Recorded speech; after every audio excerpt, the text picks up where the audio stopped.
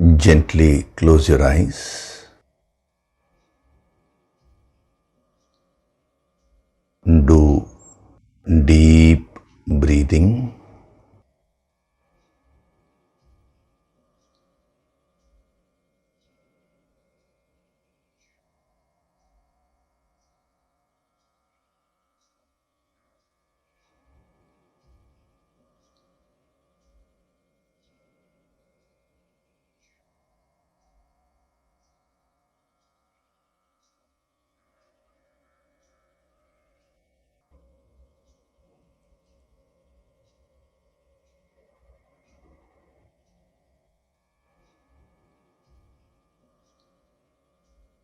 We'll chant Om once together. Synchronize the chanting of Om with your exhalation.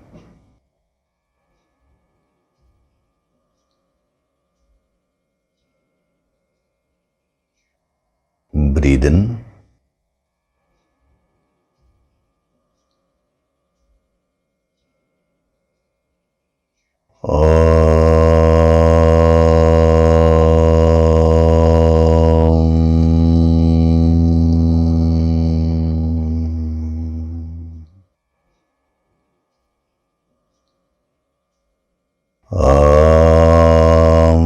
Sahana vavatu, sahanau bhunaktu, sahaviryam karavavahai, tejasvinavaditamastu ma vidvishavahai. Om Shanti, Shanti, Shanti.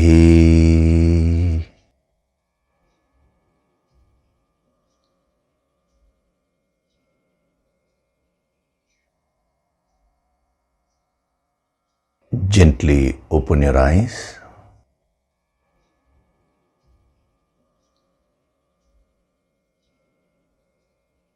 We'll chant from verses 68 to 72 of chapter 2.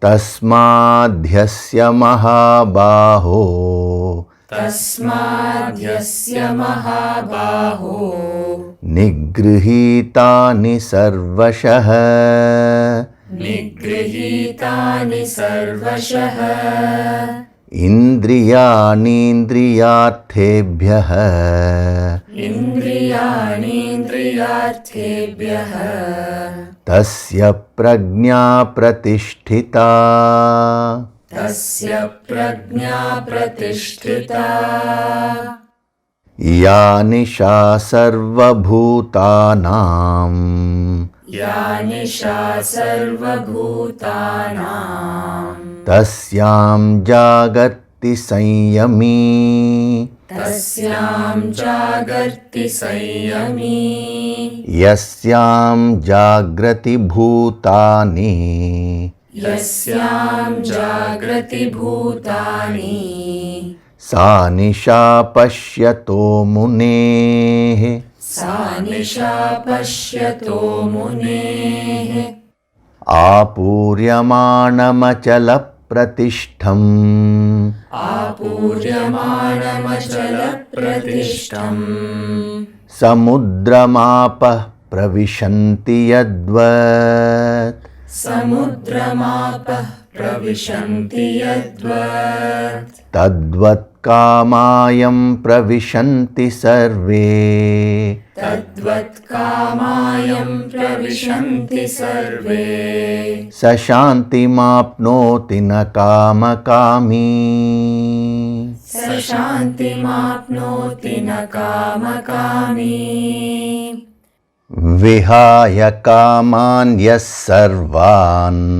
विहाय कामान्यः सर्वान्, पुमांश्चरति निःस्पृहः, पुमांश्चरति निःस्पृहः, निर्ममो निरहङ्कारः, निर्ममो निरहङ्कारः, स शान्तिमधिगच्छति, स शान्तिमधिगच्छति, एषा ब्राह्मी स्थितिः पार्थ, एषा ब्राह्मी स्थितिः पार्थ नैनां प्राप्य विमुह्यति नैनां प्राप्य विमुह्यति स्थित्वा स्यामन्तकालेऽपि स्थित्वा स्यामन्तकालेऽपि ब्रह्मनिर्वाणमृच्छति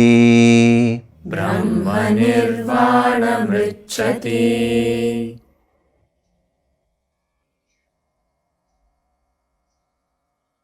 Hari Om, and a very good day to all of you.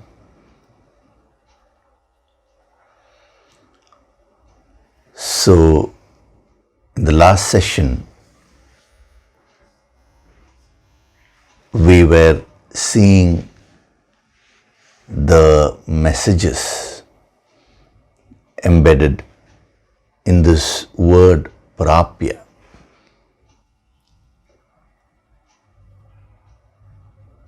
See, whenever we analyze, whenever we go into the depth of these verses, it could be generally a full verse, or it could be one word from the verse or a phrase. You should remember one thing: per se, that word means nothing. The context is very important. If you take away the context, and if you just merely take one word and go on analyzing that, if you go into the depth of it, you will not be able to apply it practically, apply the principles in your practical life. That is what has happened today when people study the scriptures like the Bhagavad Gita. They take words out of context and then they try to understand that.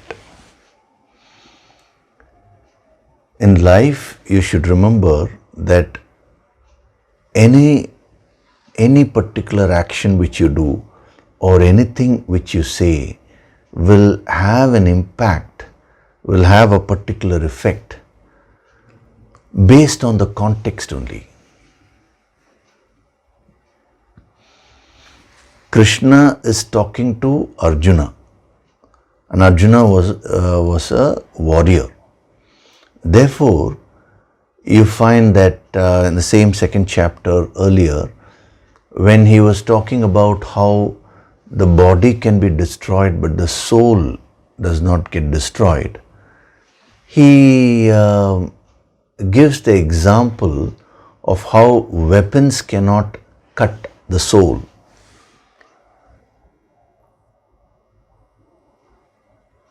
This is a very interesting psychology, the psychological tool which you get. That is, you have to assess the context, you have to see what is the context, and then you will have to suitably adapt the principle to the context.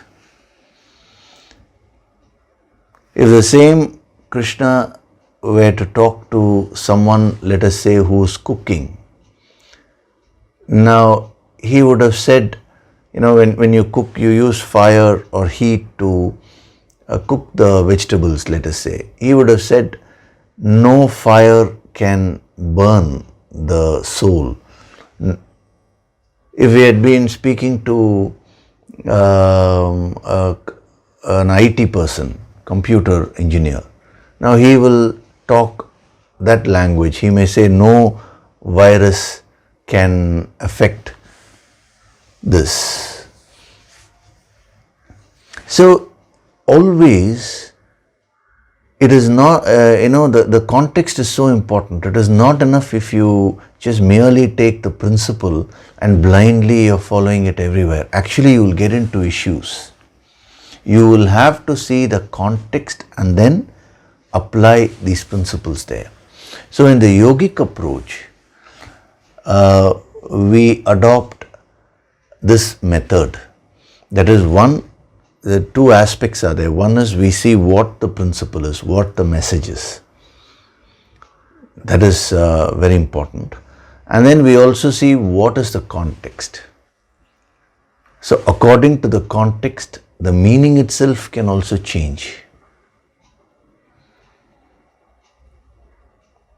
A classic example of that would be the word Satyam. Satyam means truth. You have to always speak the truth. That's what Satyam Vada means, speak the truth. Now, if you take that principle, what is Satyam? Now, the masters have said Satyam is something which which is aimed towards the benefit of the other person. Bhuta hitam, they say, which means that has to help the other person. And then they also say Satyam is something which should calm the other person, which should not agitate. See, generally we say truth is bitter. That's not true. It all depends on how you say it. You can say it in a very polite way also. Actually, that is extremely important when it comes to Satyam. So, various guidelines they have given. Now, if you apply all that, you will find that according to the context, the application of Satyam will change. I've given you this example before. Supposing an old lady goes to a doctor and her heart is weak, and the doctor sees all that, and his opinion is that the lady will not survive for more than 2 months. So he sends the lady out and he tells you she will not survive for more than 2 months, maximum 2 months. Then you come out. And the lady, with a lot of expectations, she asks you, what did the doctor say? Is everything fine? Now, will you say, don't worry, everything is fine, just relax? Will you say that, or will you say 2 months, only 2 months you are going to live? That if you take the literal meaning of Satyam, you will you will just plainly state the fact without understanding what the consequences are. But there, when you say that the doctor said there is nothing to worry, even though it looks like a contradiction to truth, it is not, because you are saying it for the welfare of the other person, for the benefit of the other person. So, that is what is Satyam there. So, as a sadhak, whenever you're learning these truths, it is not enough if you just merely pick up these principles. You should also learn to adapt it to the context.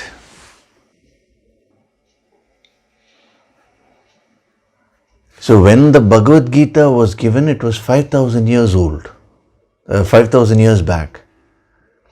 Now at that time, the application of the Bhagavad Gita was different.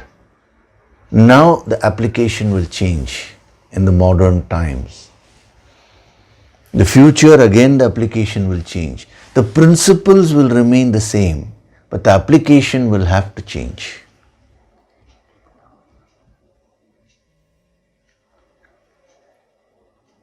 So if you just mechanically stick to the principles without the context, you will only get into problems in life. You will become very rigid. The flexibility will go away. Why has this ancient wisdom got lost today? Even though some people have hit upon the principles, it is because they have lost their flexibility when it comes to application. So throughout the Bhagavad Gita, he actually gives the principles directly, and here and there he also gives the application. So you will have to see the context and understand the principle, and then you will have to apply it in your life. If you take a simple principle of being balanced, now according to the context it will change. If you're too much extroverted, if you're always if your mind is running everywhere, then bringing about balance would be to take some time off, to be with yourself, learn to be happy with yourself. That's what will give you balance. Supposing you're a person who is too shy, who is unwilling to interact with the world, then bringing about balance means you will have to go and start interacting with others. You will have to overcome the shyness. That is what will bring the balance. So, depending upon the context, the application of the principle can be two different things, two opposite things. That is why when students go to a master, you'll find that he will say one thing to one person. Not only that, even to the same person, as that person grows, as the context changes, he will say different things. They are actually not contradictory if you understand the base principle.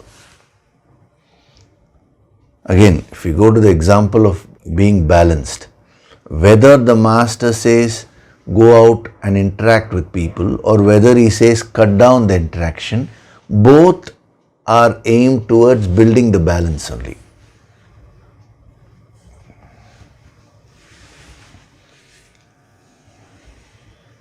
So the tendency of the mind, when the mind is deluded, it is in the state of moh. What happens is, I told you, the clarity goes away, the mind gets agitated and all that. So basically, one of the things which happens, how is it that you lose your clarity, is that you lose the context. You don't see the context where these principles should be applied.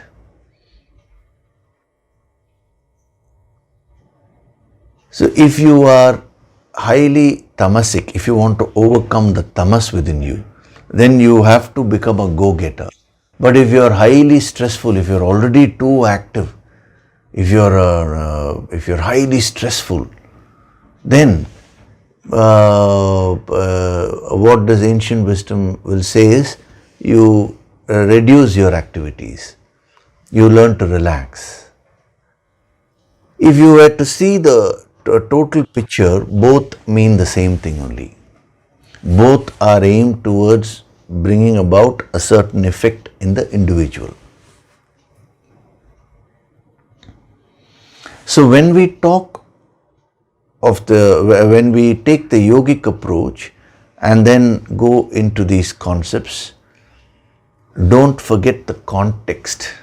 One is the context of the Bhagavad Gita, and the other is when you're reflecting about these principles, I always tell you, ask yourself, how can I apply this in my life? Then only you will begin to understand your context. In these sessions here, the principles are given to you thoroughly, but the application you will have to do according to what your lifestyle is, according to what your context in life is.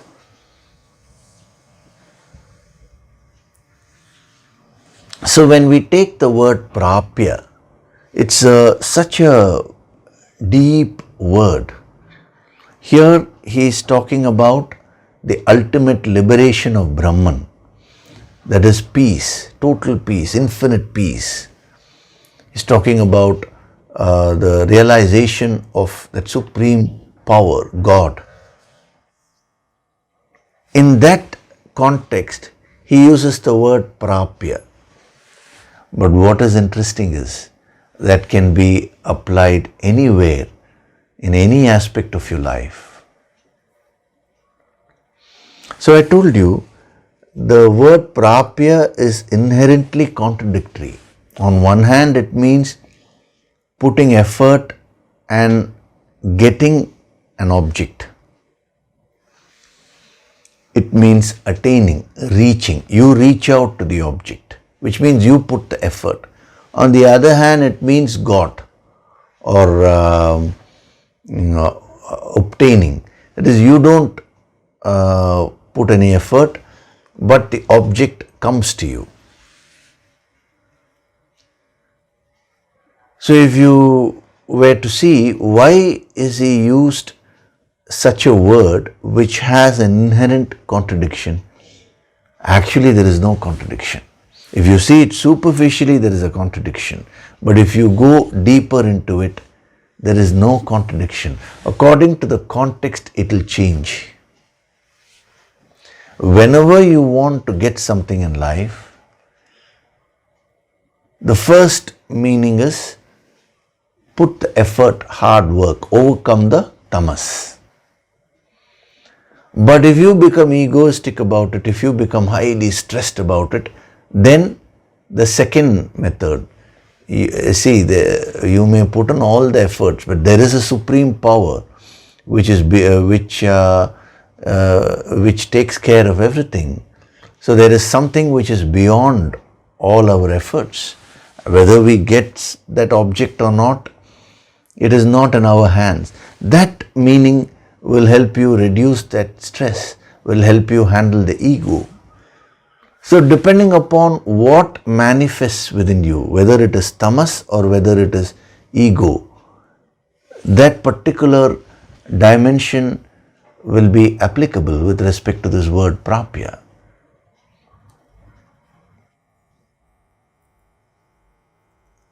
If you were to ask, tell me one thing, what should I do? Should I now put effort or should I now surrender? The answer cannot be given that way. If there is tamas, put effort.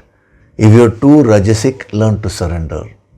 That is how the entire the ancient wisdom is structured. You will find that in the next chapter, Arjuna will be asking this question. I am telling you this the principle of the context now itself, because it will be so useful when we go to the next chapter. Arjuna asks him, if you consider knowledge superior to action, then why are you asking me to act? Should I gain knowledge or should I act? So Krishna gives the entire third chapter. And then again in the fourth chapter, Arjuna asks him, you tell me one thing, tadekam vada, means just tell me, should I act or should I gain knowledge? What should I do?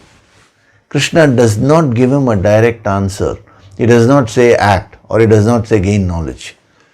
He goes on explaining, because according to the context, the application will vary. Arjuna is not able to understand that, because being a warrior, being a soldier, he knows the principle of just implementing one thing. Generally in the army, the principle of a soldier is whatever you're asked to do, just do it. Yes, that is applicable there, because if everyone starts thinking, at a time of crisis, there will be a lot of confusion. So he is so used to that way of functioning that when it comes to the ancient wisdom, he gets so confused. So there is no one application. See, the principles will remain the same, but there is no one thing to do. In different areas of your life, you will have to apply the same wisdom in different ways. For example, when we say lead a sattvic lifestyle. Now, what is a sattvic lifestyle? When your body is tired, you should give it rest. When your body requires action, you should do exercise. When your body requires sleep, you should sleep. When your body is hungry, you should eat. your body is thirsty, you should drink water. According to the context, it will go on changing. And if you ask me, so should I sleep or should I act? Should I exercise or should I? It all depends upon the context only.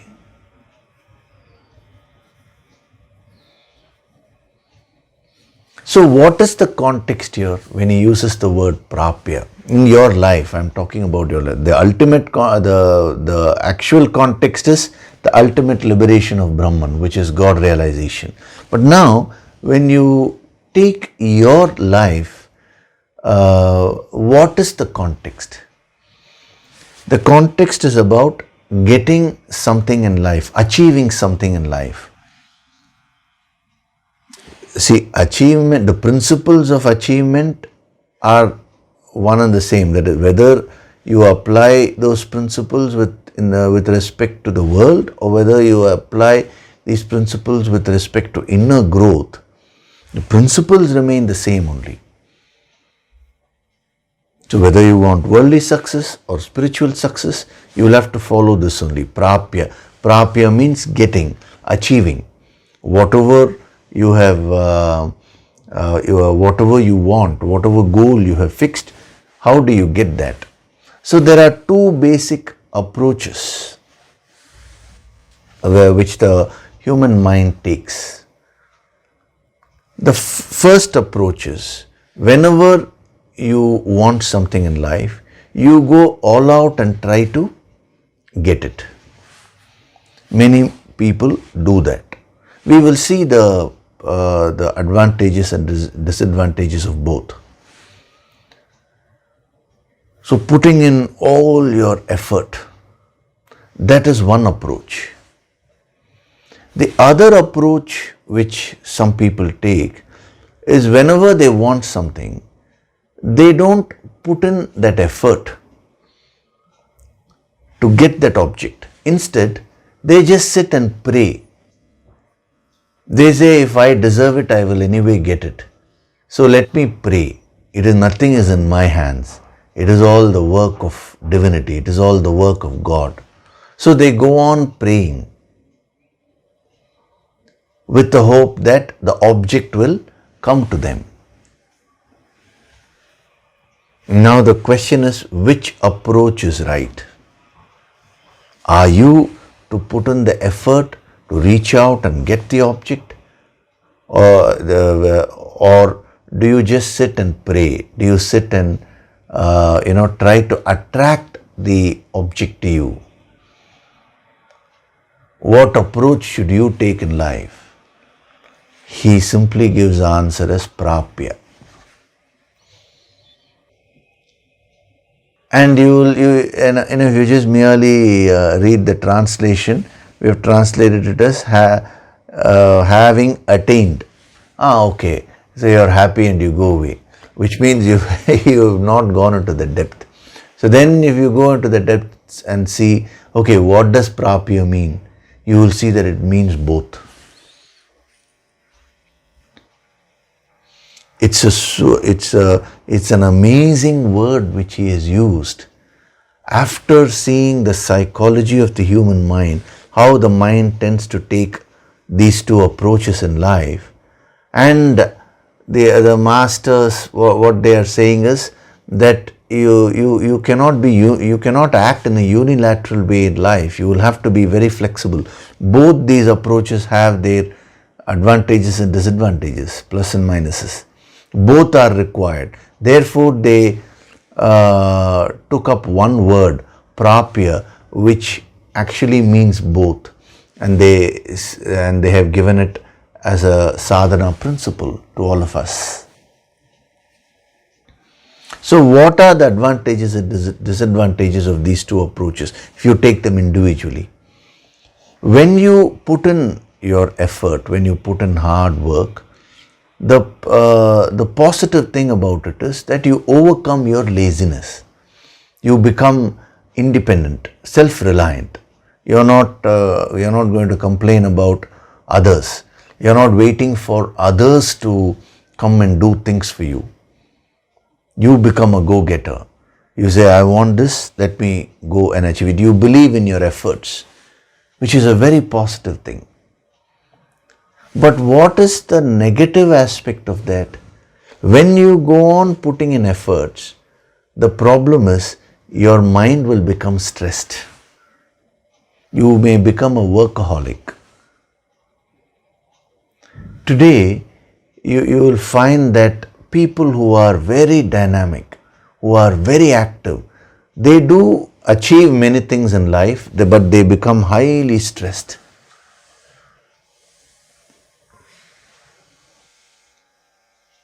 This is the negative aspect. Not only that, when you go on putting an effort when you achieve a few things, that can boost your ego. A person who has not achieved anything, the ego may not be so prominent. But for a person who has achieved something, the ego starts becoming prominent. Oh, I am better off than others. So the way you look at others, the way you treat others, may all be influenced by the ego. So on one hand, there are a lot of positives, but on the other hand, there are these factors which can actually pull you down. In spite of putting in hard work, as a person, you may come down, you may lose your peace of mind, your consciousness may devolve. Now we'll take the other approach, praying to God, surrendering to the higher power. Whether you call it God or whether you call it nature, it does not matter. But surrendering to some power, some force higher than you. The positives of that is that whenever you surrender, you become very humble. You don't allow the ego to become prominent. Not only that, when you surrender, instantly it gives you a certain amount of peace. When you refuse to surrender, the mind is agitated. Whereas when you surrender, immediately you become more peaceful. So these are all the positives. But what are the negatives there? When you just keep praying, when you just keep surrendering without putting in any effort, then there is a good chance that you may become very lazy. And as you become lazy and tamasic in life, in the long run, you will lose your peace of mind also, because you will not be an achiever, you will not be able to get the the desired objects. You will not be able to fulfill your goals. These are the negatives. So if you take one of these two approaches in your life, you will end up in a problem, because as far as the positives are concerned, you will get that. But along with that, you will also get certain negative effects, which is going to destroy the peace of mind. Like they say, when you pick up the rose, you will also pick up the thorn. That is the whole problem here. So our rishis thought about it. Now, how do you approach your life? Whenever you want to get something, should you go all out or should you pray? Should you try to attract? They said the most intelligent approach would be to combine these two. A yogi will always have this combination. He always practices this prapya. What is the sadhana of prapya? First, you need to be clear about what you want in life. If you don't even know what you want, then this sadhana of prapya has no relevance.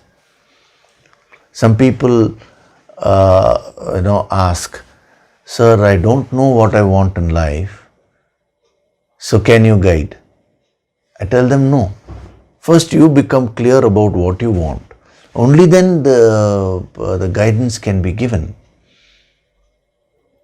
So once you fix goals, once you're clear about what you want in life, what are all the things, various aspects of life. I want this, I want X amount of wealth, I want whatever it is. In spirituality, I want to get purified, Sthita Prajna, becoming a Sthita Prajna, whatever it is that you fix. Once you're clear about all that, now what they say is the first thing which you need to do, that is a sadhana of prapya. You need to apply the sadhana of prapya there. That is, you need to overcome your tamas and put in all your efforts.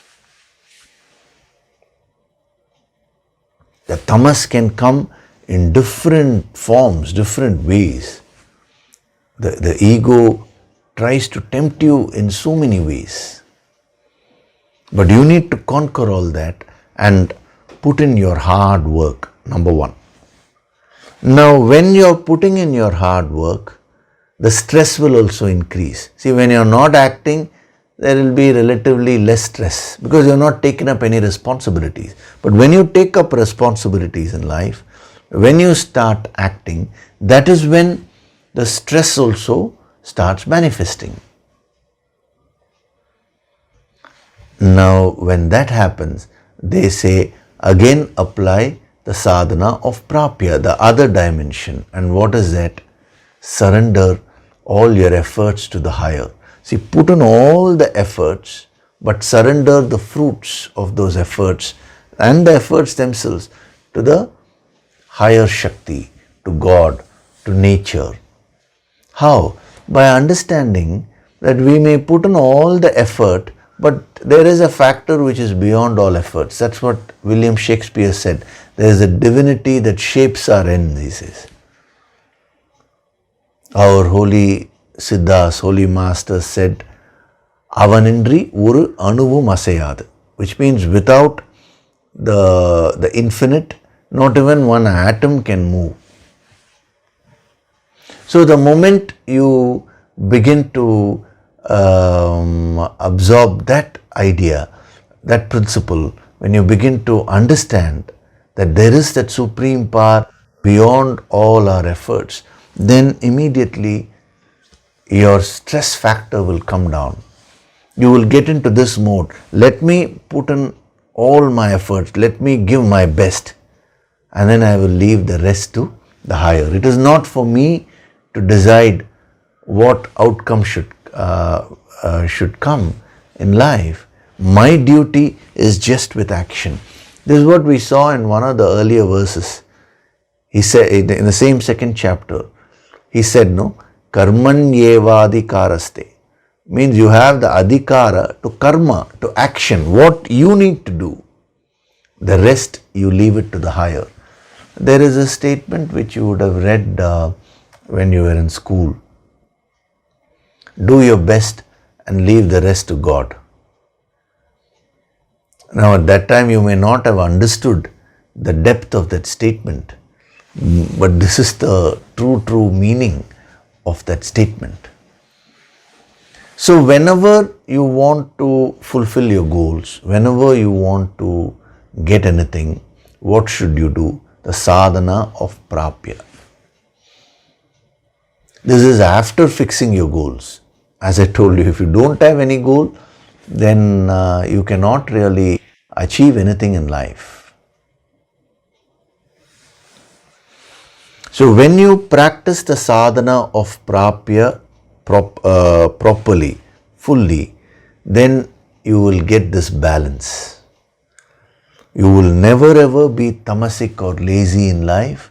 You will keep on progressing, and at the same time you will never get stressed because you have surrendered everything to that Supreme. And you will never become egoistic also. You will always remain humble. The more you achieve, the more humble you will become with the sadhana of prapya. You go and meet any master, a true master, he'll be very simple. Naturally humble, He doesn't put any effort to be humble. See, when you put any effort to be humble, it means the ego is there. That is also ego. But a master is one who is just himself. You can't even call it humility, It is neither humility nor arrogance actually. He is just very, very simple. Doesn't put on any airs around him.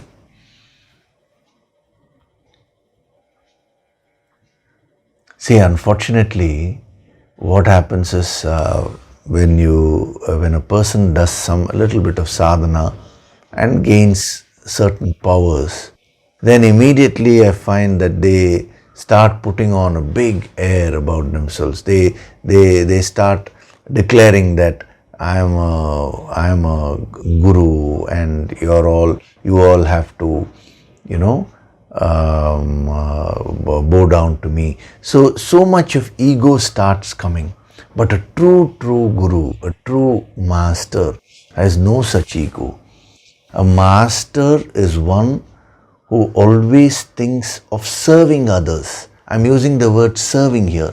I'm not even using the word helping. Because when you say I want to help the other person, then you're standing on a higher platform and you're saying, okay, I will help this person. A master doesn't look at it that way. He is there to serve others. A genuineness. Very, very simple. That is how you should become. A sthita prajna is one who is simple to the core. He is a simple person. How did he get to that state? It is by practicing the sadhana of prapya.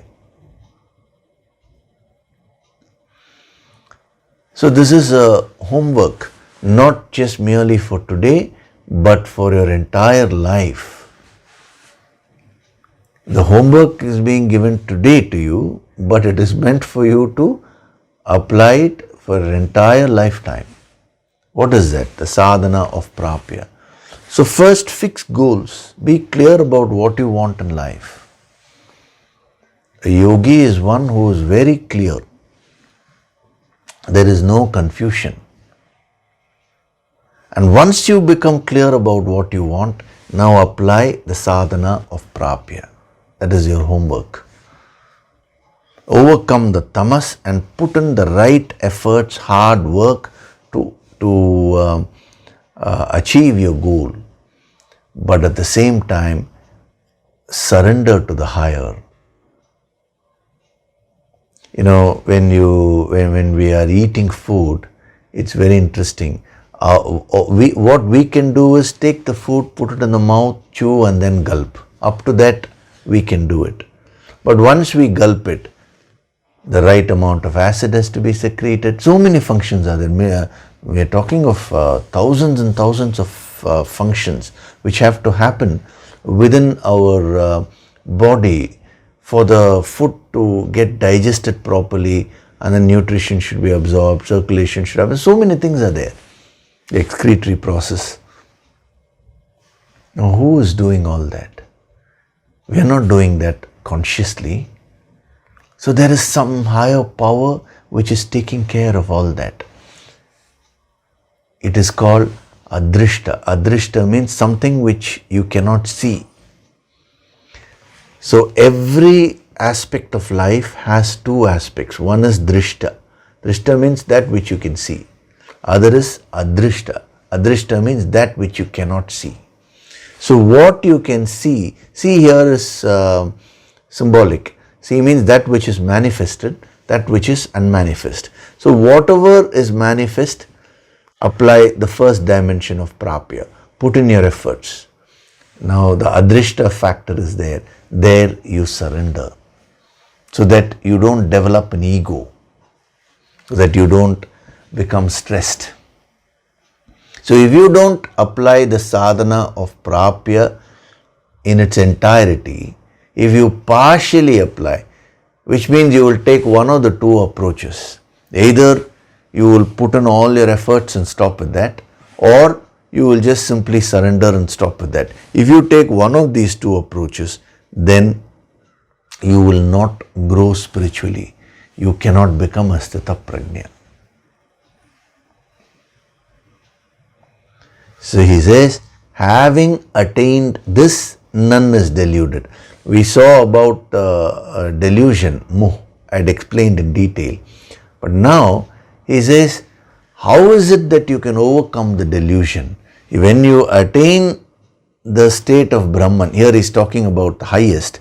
When you attain the infinite, all the delusions will go away. So there is a catch there in that word prapya. He's deliberately used the word prapya there. So when you apply the sadhana of prapya, then all your delusions will go away.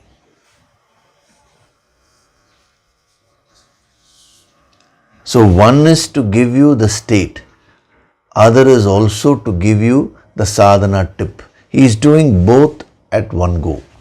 That is the genius of these great masters.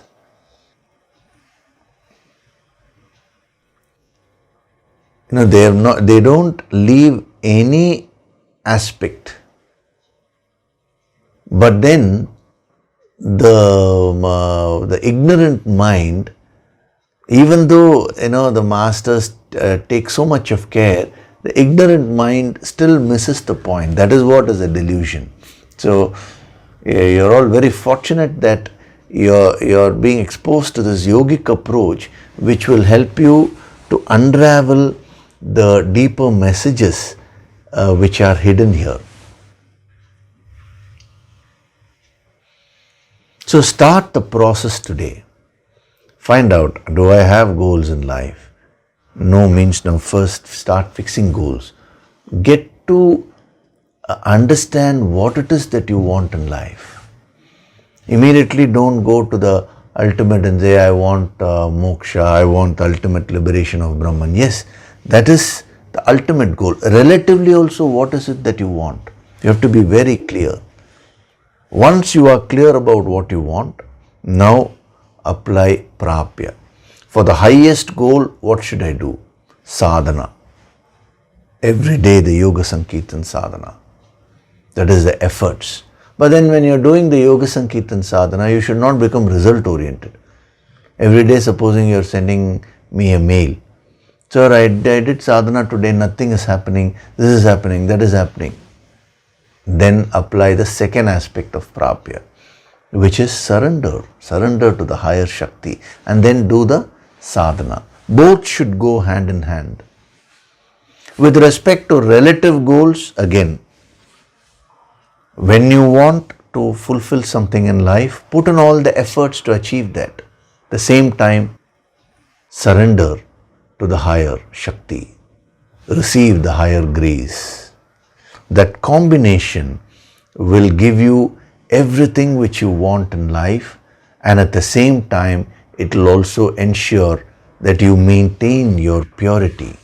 It will ensure that you progress towards the ultimate purpose of your life, which is Brahma Nirvanam, the experience of the infinite.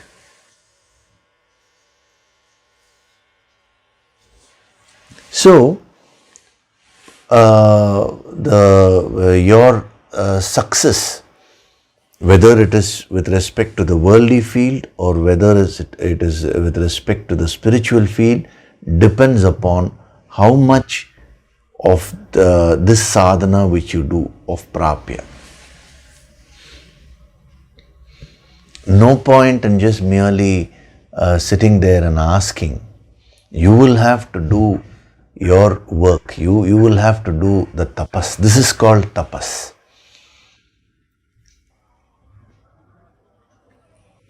We will also see a few other dimensions of prapya with respect to the highest goal, the God realization which he is giving. This will inspire you so much. It will give you that momentum to do the sadhana.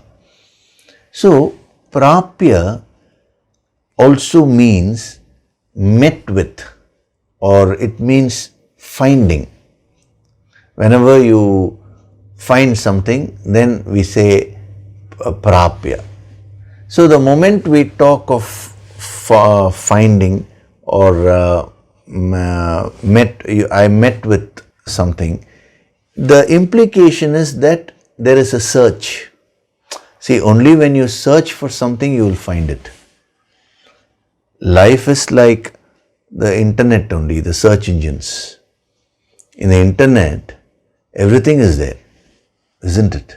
Information about everything is there. But what will you see? If whatever information you want, you will have to search for it. You should know how to search for it. If you don't know how to search, you will find the internet having no information for you.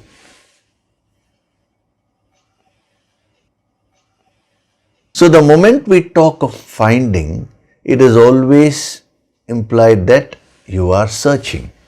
So when you want the ultimate experience of God realization, the first thing you need to do is to search, the inner inquiry. As Adi Shankara says, Nitya Anitya Viveka Vicharam, constantly reflecting what is permanent, what is impermanent. You go on contemplating. It is called mumukshatva. Mumukshatva means having the search for the higher. If a person does not have mumukshatva, then that person's life becomes very shallow. What is this search which I am talking about? Asking the fundamental questions in life. What am I doing here? Why is it that I have been born? What is the purpose of my life? Why is it that I am born and then I'll have to die one day? What happens after death? The moment you start getting these questions, it means you're in the mode of searching. Your mumukshatva is developing. Mumukshatva is said to be one of the most important qualities which a sadhak requires in order to move up spiritually. I have mentioned about this even in the Nirvana Shatkam Yoga Sankirtan audio. In the initial speech portion, I would have said about mumukshatva. It is mumukshatva which can help you master this wisdom. See, the entire internet, all the information is there on net. But if you don't know how to search, or if you're not searching, then you will still remain ignorant. But if you start searching for the right things, you can pick up everything which you want. It is the same thing in spirituality also.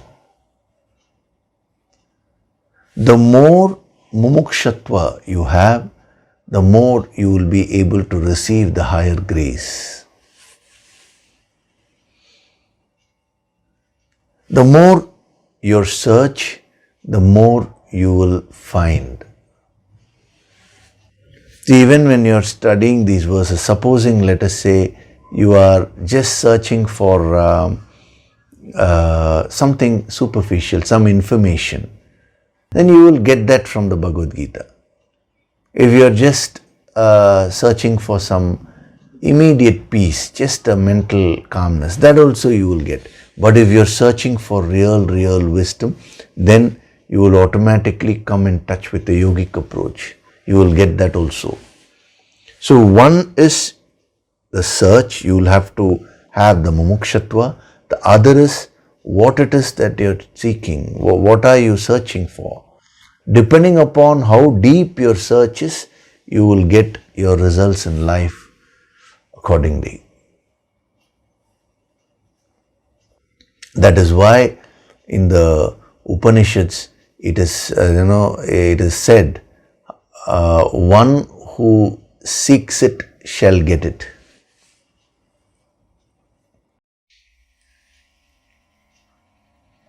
Whoever searches truly, that person will become a Sthita Prajna. Today your search is partial.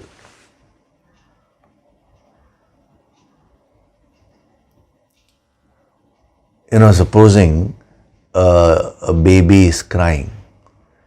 Now, what does the mother do? The mother distracts the baby by giving it some toy. The baby cries and says, cries for the mother. Immediately the mother gives the baby some toy. So the child starts playing with the toy and then the child forgets the mother. But after a while, suddenly it remembers. Now it starts crying again. The mother comes and gives it a different toy. Or play with this. Now the child is playing with that. After a while again remembers the mother and starts crying. Now the mother comes and switches on the TV. And some cartoon she puts in. Now you keep watching that. Again the child is watching the cartoon. It forgets about the mother, but after a while again it remembers. It starts searching. It cries. But when the stage comes where the child says, I don't want all this. Any toy you give the child is not satisfied. It goes on crying. The baby goes on crying. Then what will the mother do? The mother will come and lift the child. It is the same thing with respect to God also. When you say I am seeking God, when you say I am searching for God, today that search is not 100%. When some attraction, some temptation, something comes, immediately your mind gets involved there. You forget God, you forget everything. I'm not saying it is wrong. We are only analyzing factually what is happening. Because a person has sent me this question, why is it that in spite of seeking God, I am not able to experience God? Is your seeking deep?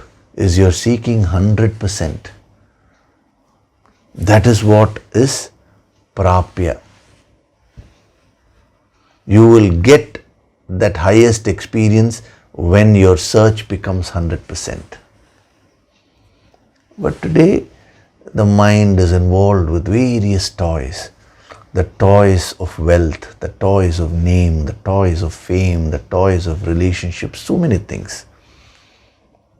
Yes, go on playing with all those toys. But a day will come when you will not be satisfied with all this and you will seek the highest. 100% you will seek. Just as the baby leaves everything and starts crying and it says, I want you alone. And when the baby wants the mother, 100%, the mother has no choice. She has to come and lift the child. That is why it's so powerful, this statement. One who seeks God shall find God.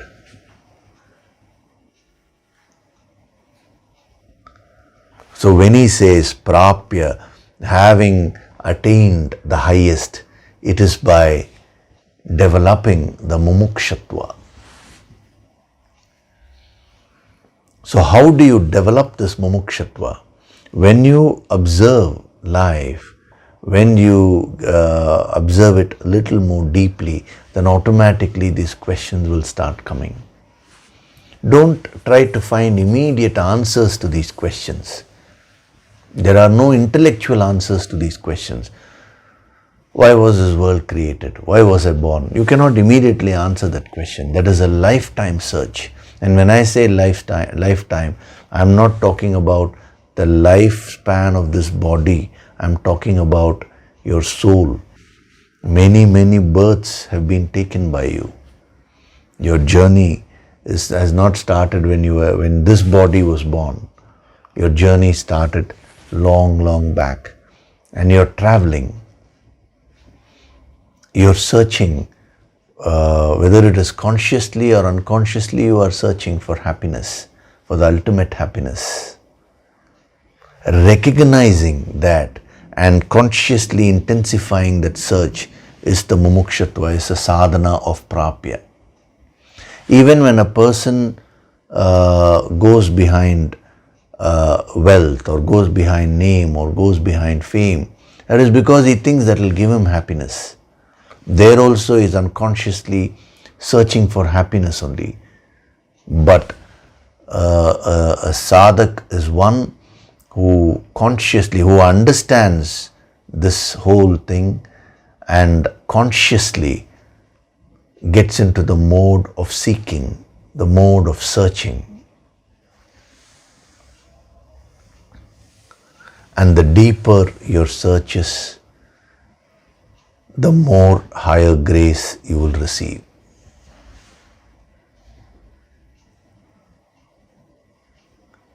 So prapya means found. Now another interesting thing is when we take this dimension of met with, when you just meet with something, it means that experience is sudden. You cannot plan it. So when it comes to Sthita Prajna, because getting enlightened, you cannot plan it. Some people ask, sir, how many years will it take to become a Sthita Prajna? we cannot formulate a course like that.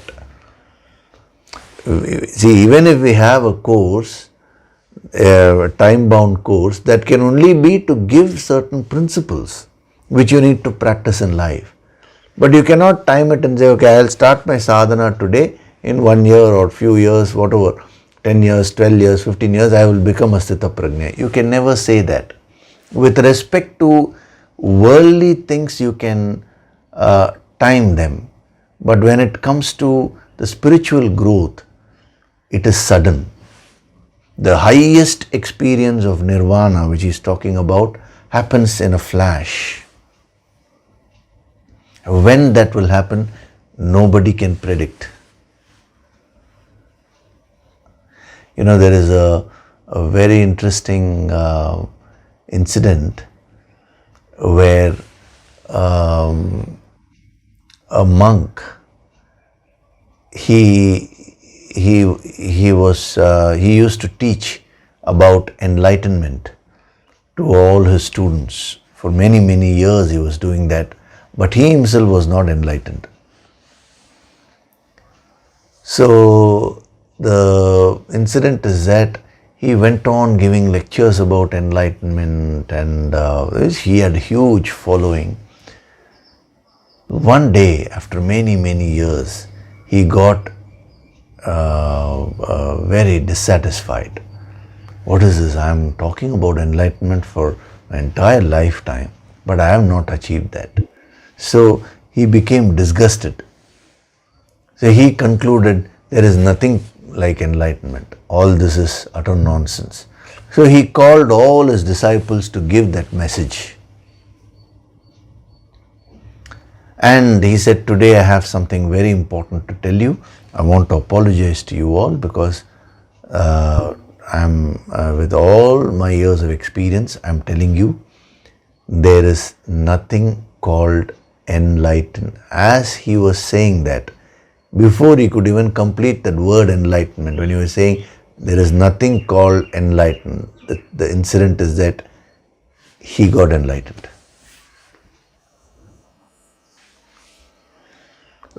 As he was declaring there is nothing like that, he experienced the highest. Now you may ask, sir, when he was doing the sadhana, when he was doing seva, when he was doing all that, why he didn't get it? But when he was about to give it up, suddenly he got that experience. Why is that? You cannot answer that question.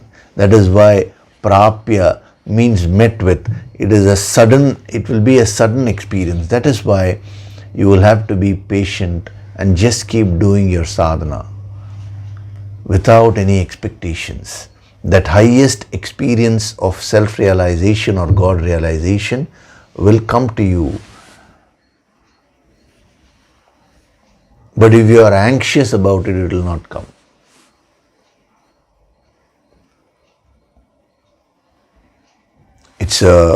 It's an amazing dimension of this word prapya. The experience is sudden, it cannot be timed. Supposing you are going through a dream experience, when will you wake up? Can you say that? You may wake up in the first experience, you may wake up in the second experience. A tiger is chasing you, you are running, you may still be in the dream. Suddenly when the tiger is about to pounce on you, you may wake up. You may be walking in the dream and suddenly you trip over and you fall down, you may wake up. So as a sadhak, what should you do? Just quietly, sincerely keep doing the sadhana, patiently. So when you understand this dimension of prapya, all your impatience will go away. A person who is impatient is not qualified to become a sthita prajna. The more impatient you are, the more you are disqualified. There is a Zen story. You know, Zen stories are small stories, but impregnated with very, very deep messages. So there is a Zen story that a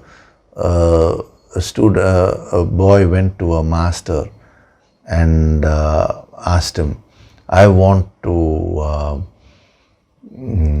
learn the martial arts and I want to become a master in that. How long will it take? So to which the master told him, 3 years. Whatever, some weapon he wanted to learn, the usage of that weapon, the master told him 3 years. So to which the boy said, okay, I will double my efforts. Now how long will it take? The master said 6 years. Okay, I will triple my efforts. 9 years. 4 times more efforts I will put. Now 12 years. The story ends there. See, Zen stories always have an abrupt ending. Not like the endings which they show in the movies, you know. It's always very abrupt. It's for you to reflect and get the principle. So what is the principle there? If you don't understand it properly, you will conclude by saying, oh, I should not put effort. More efforts I put, less results I will gain. That is not the principle. There he is talking about the anxiety. When you're anxious about the results, where you want it immediately, that itself becomes a block. So when the boy was asking, I will double my efforts, I will triple my effort, that shows the result orientation. Of course, you need to put all the efforts. Why 4 times more?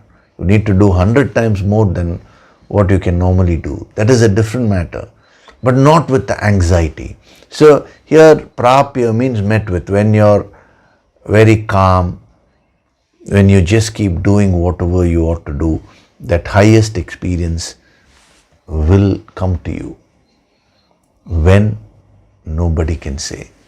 It is only for God to say that. So this question, so many years I've been doing sadhana, why have I still not got that highest experience? All these questions are, are like that that boy, that student asking the Zen master, I want to master that, I want to do that. Relax and do your sadhana. So prapya means met with. So you should have that search, number one, to find the truth. You should have the mumukshatva, and then you should keep on putting your efforts without becoming result oriented. At every step in spirituality, this principle is applicable.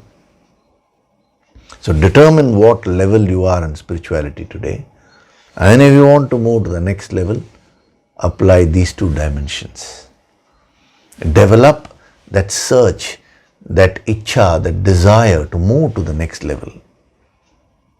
The deeper your search is, the better would be the results. And number 2, don't become result oriented. The person who is not result oriented will get the results. See, it is it's like a catch-22 situation, There itself there is a contradiction. This word prapya is full of such contradictions.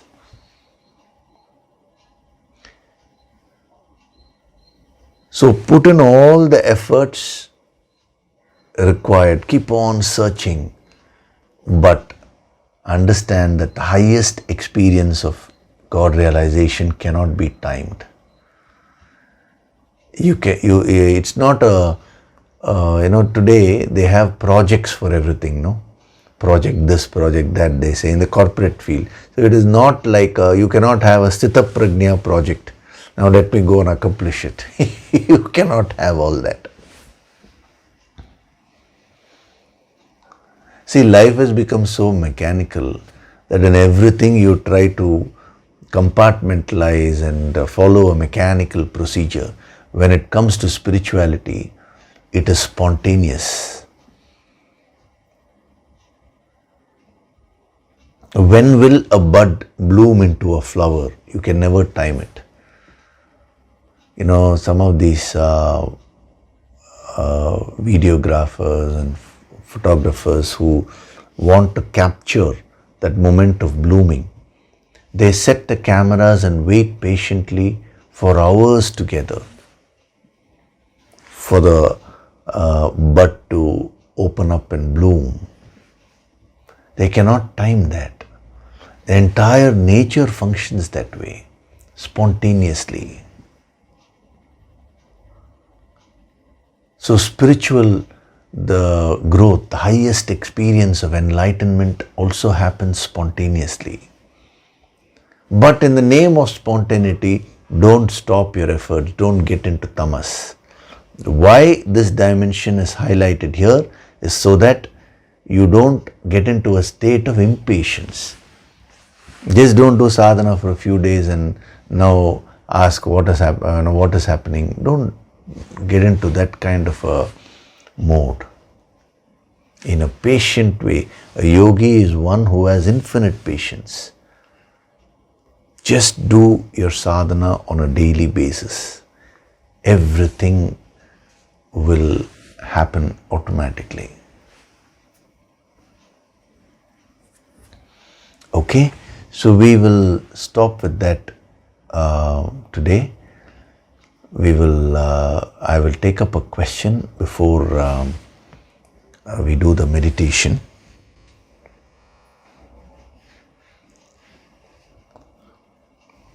This question has been asked by Nimish Garg. He's put it in the YouTube section. Sadar Pranam Gurudev, I am seeking your guidance on my dilemma with respect to goal setting, as you have asked us to do. After a lot of thinking, I had identified a few goals in different areas of life. However, now I am losing the drive to achieve those goals. The internal question that I get is this what I am here for? And this is the question not only concerning goals, but also for many other things in life. Requesting your guidance to overcome this dilemma. Nimish Garg. It's a good question which Nimish ji has asked, which will be very useful to all the sadhaks. Actually, whatever I explained today, the dimensions of prapya fit in, to what he is asking. If you understand this, you will actually get the answer to that. So what you're saying is, you're fixing goals in life, but then you're losing the drive to achieve them because of this question. What am I here for? Is this all what life is all about? Now, you need to learn to balance these two as a sadhak. First of all, you have mentioned that with respect to the goal setting, as you have asked us to do. Now, there itself, there is a small misunderstanding. It is not for Yogishri to say fix a goal. See, even though that may have been said, why is it being said? You understand this. Supposing you go to a person, let us say a trainer, and tell him, sir, I want to build my muscles. To which he will say, okay, go to the gym, do the various exercises. Now if you turn back and say, okay, I will go to the gym because you have asked me to go, that statement is not fully right. You have that purpose. In order to achieve the purpose, he is only showing the way and he is saying, if you want to build muscles, then you need to go to the gym. That is what is meant by him when he says that go to the gym and do exercises. It is not an instruction, but it is the guidance given, the path. If you want this, you have to do this. So similarly, why is it that you go to a master? Because you want to attain the highest peace. You want to better your life. So if you want to better your life, since you have that goal, the master says fix a goal. Doesn't mean this is an instruction coming without any context from the master. It is you who is wanting to improve your life. In order to do that, it's not only fixing goals, but many other aspects of the sadhana you need to do. So first, take that out of your mind. That, oh, Yogishri has said I need to fix goals, therefore I have to fix goals. That itself is a block. There is a starting trouble, You should understand the logic of fixing goals in life. What is the logic? What is it that you're seeking in life? You're seeking happiness, infinite happiness. Not only are you seeking the ultimate happiness, you have also taken this body to experience a few things in life. When I say you, I mean you as an individual soul, the Jivatma. The Jivatma takes up a body in order to experience and experiment, find out certain things in life. Now you need to first fulfill all those and complete those experiences. Then only you will be able to seek the highest in a full-fledged way. I was talking about the mumukshatva today. That will come, that will increase only when you keep on completing your experiences in life. So in order to complete your experiences, first you need to know what it is that you want to experience. That is where the goal fixing comes. So understand this logic. Don't do something just because the master asks you to do. No. You should try and understand the principle of whatever he's giving you. The principle is this. Since you are wanting that infinite happiness, you need to complete various experiences in your life, and in order to complete, you need to be clear about what you want. You should have goals in life. This is the very Karma Yoga principle. So when you're about to fulfill the goals in life, suddenly if you bring in the highest philosophy or the higher philosophy, and if you start saying, oh, what is there in all this, there is no happiness in all this, you will get into a state of tamas.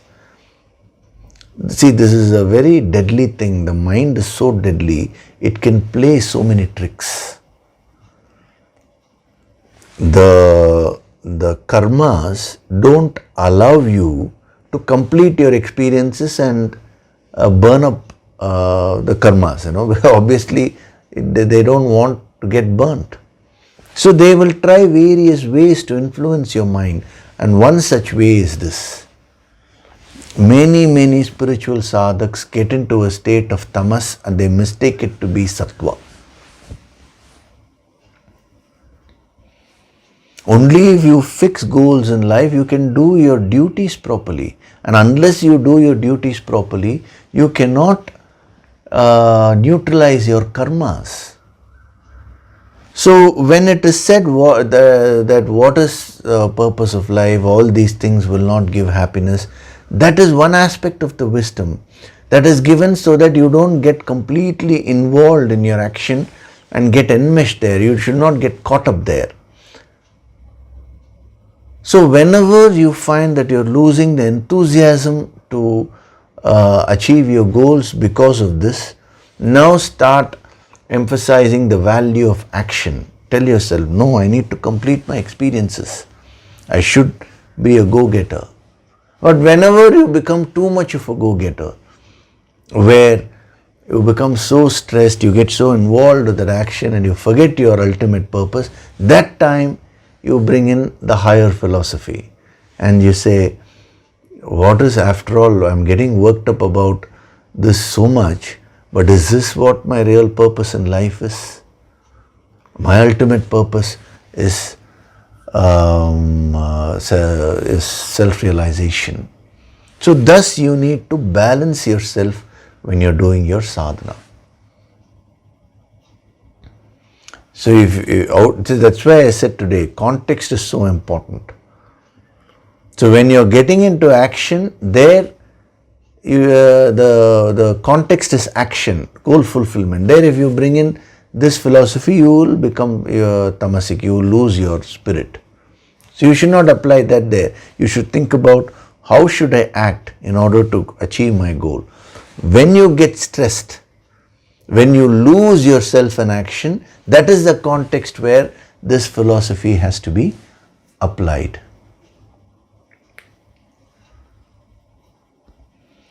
Is this clear, Nimishji? Not only for him, but all the sadhaks should make note of this.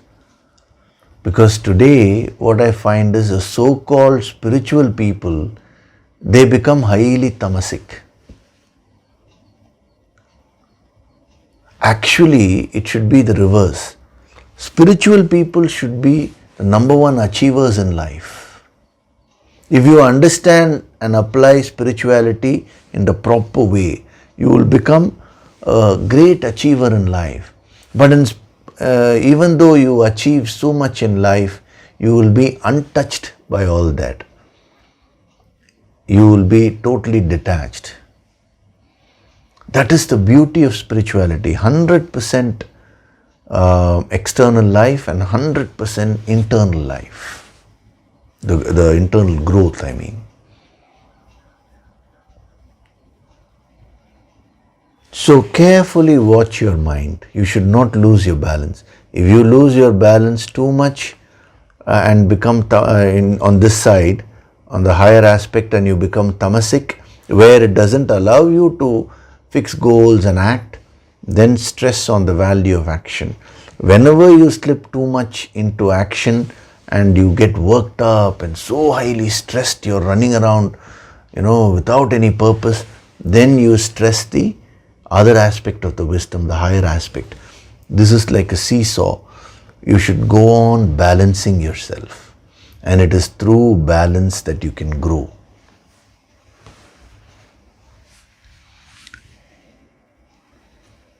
So whatever you're saying here is not mumukshatva. It is, the tamas is mimicking mumukshatva. If you truly have mumukshatva, you will not lose your enthusiasm to fulfill the goals. Rather, you will say, yes, I need to fix goals. I need to complete my experiences. Only then I can burn up the karmas. I can get the experience of the infinite. True mumukshatva will push you to do your duties properly, will push you to do those things which are required in order to achieve the highest. Like you find, in the first chapter, Arjuna loses enthusiasm to act. Does it mean he has become highly spiritual? He is in a state of tamas temporarily. So if you're not careful, this ego of tamas can come in different forms. Now it is coming in the form of mumukshatva, the form of high spiritual philosophy. Be careful. Those principles are given, the higher principles are given for you to contemplate, so that you become detached as you achieve. So the real spirituality has two aspects. One is external achievement and the other is internal detachment. So in the yogic approach, we develop both. You become a great achiever outside, fulfill all your goals, and at the same time, you become 100% detached.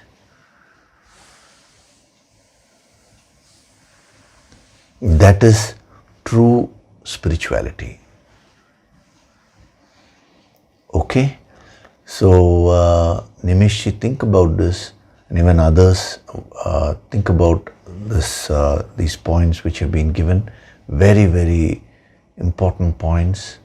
One slip here, one slip there, you will go off the track. That is why I'm saying these points are so important. Okay? So now we'll do the Nididhyasana meditation. Sit in a relaxed way. Gently close your eyes.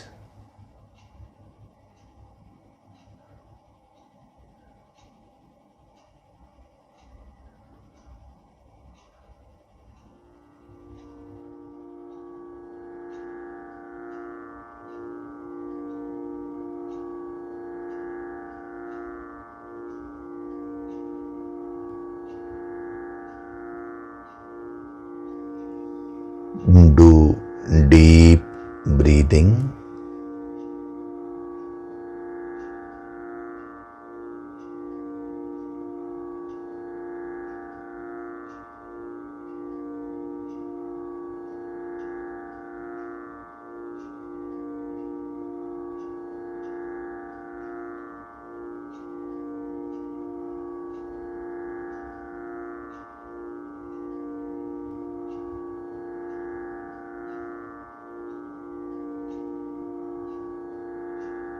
Feel the divine vibrations.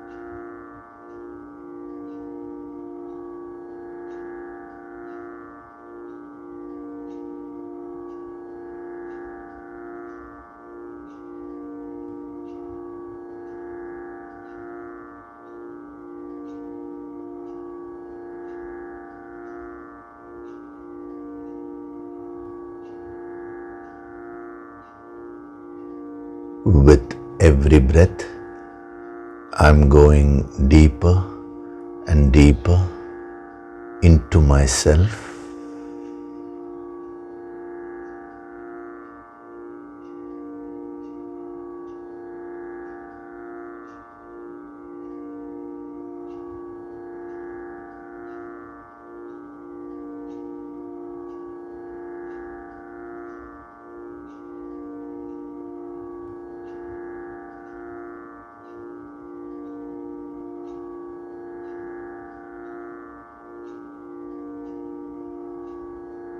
Beyond this physical body, beyond the pranas, beyond the emotions, beyond the various thoughts, lies my essential self, the supreme reality.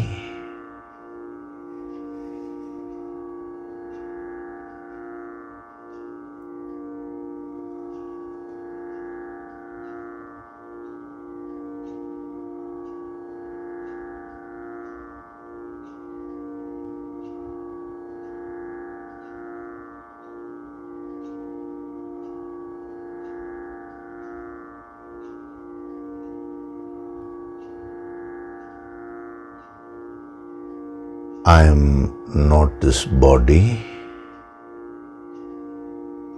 I am not the pranas. I am not the mind. I am not the intellect. I am that infinite.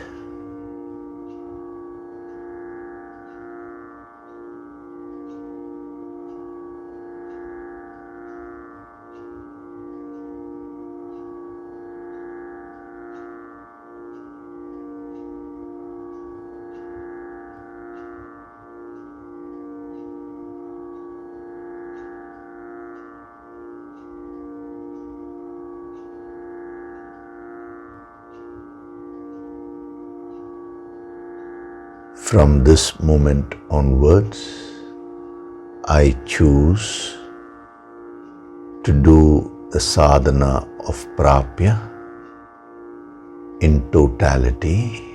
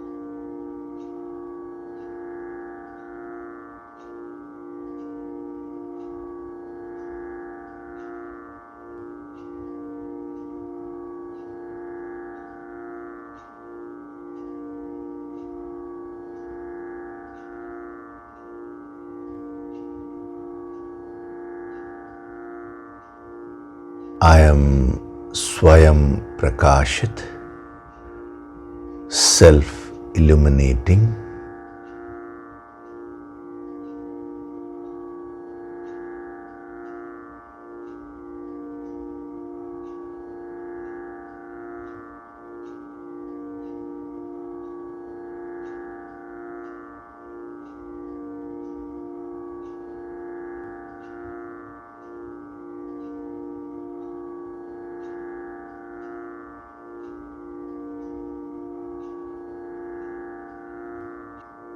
Offer your gratitude to God Supreme.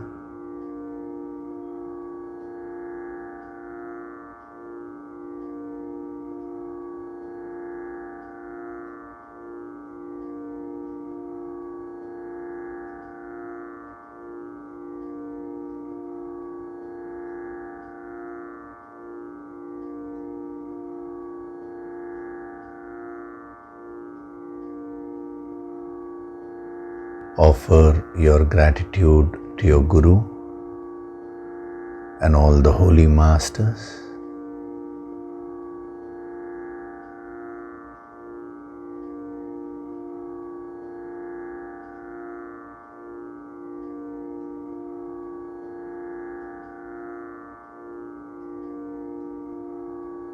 Slowly come back. Wriggle your fingers, your toes. Rub your palms together to create a warmth.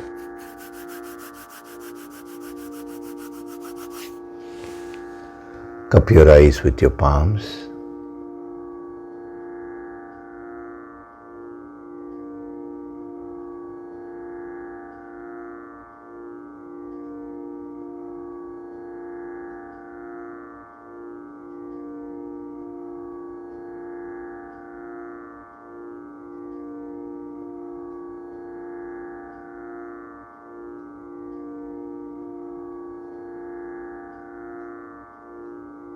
Gently rub your eyes, cheeks, forehead, top of the head, back of the head and neck.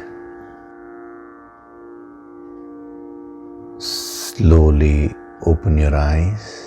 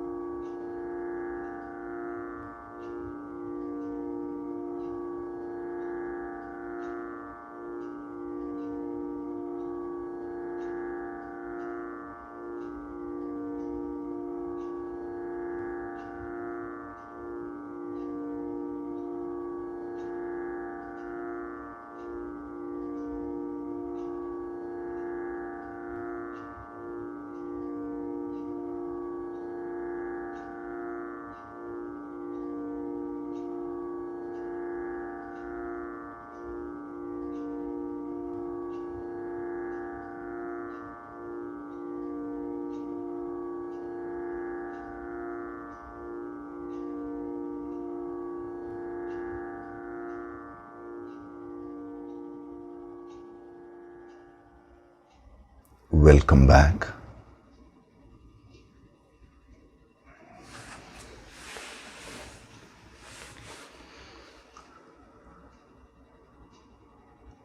So today some powerful principles have been given to you.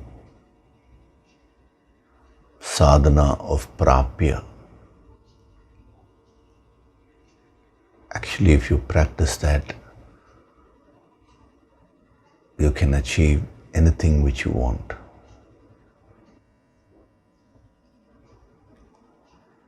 But the negativities will not allow you to practice this. You will have to fight it out.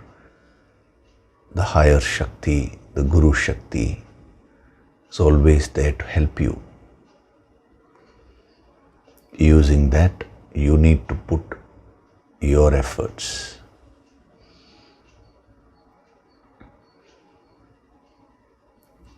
So the Guru Purnima day is actually on 13th of July. But as I've told you, it is actually not restricted to one day.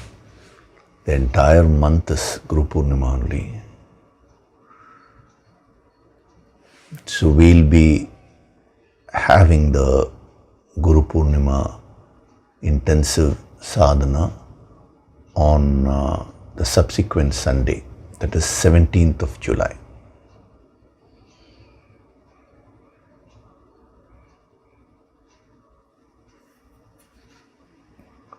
I think the details are already available in the website.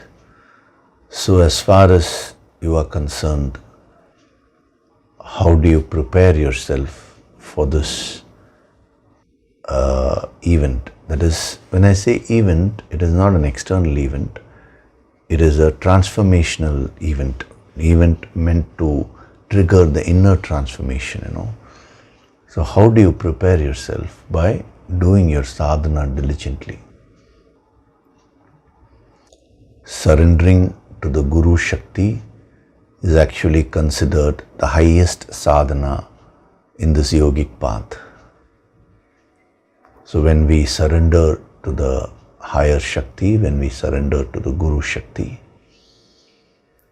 we get all the blessings, the entire wisdom, the ancient wisdom, all the siddhis, nava nidhis, everything, Actually, they all mean nothing.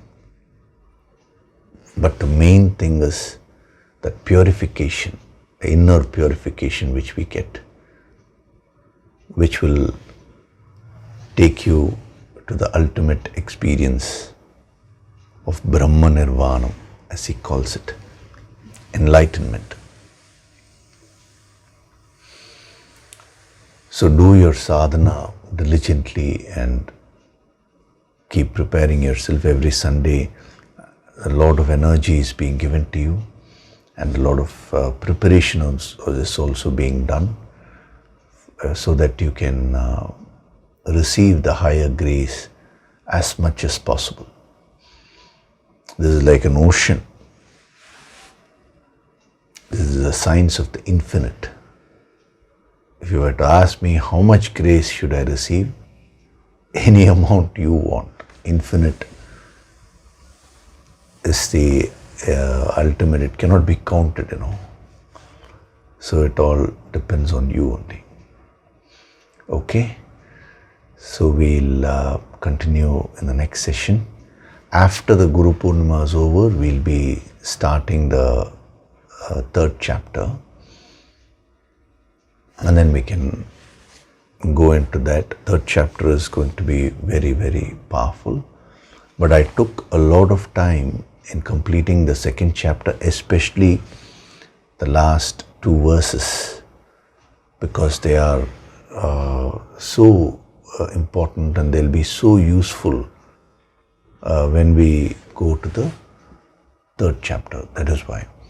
Okay? So thank you very much. See you in the next session. Hari Om.